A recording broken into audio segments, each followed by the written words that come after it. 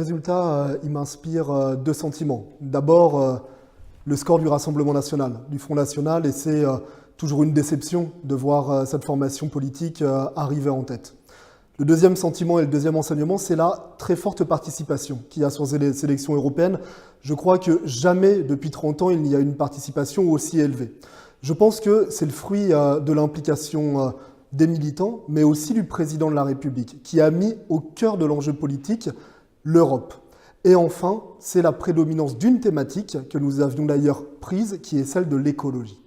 Et donc je crois qu'il y a un effet qui est en train de se produire, une bipolarisation entre les progressistes, dont fait partie La République En Marche, et les conservateurs, dont fait partie le Rassemblement national. Et cette bipolarisation, elle n'est pas exclusivement du fait de La République En Marche, mais plutôt de l'affaiblissement de tous les autres partis, à l'exemple du score aujourd'hui des Républicains emmené par M.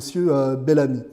Il passe à 8% selon les premiers sondages, c'est très en deçà des scores qu'ils ont fait aux précédentes élections européennes, au-delà des scores de premier tour à l'élection présidentielle.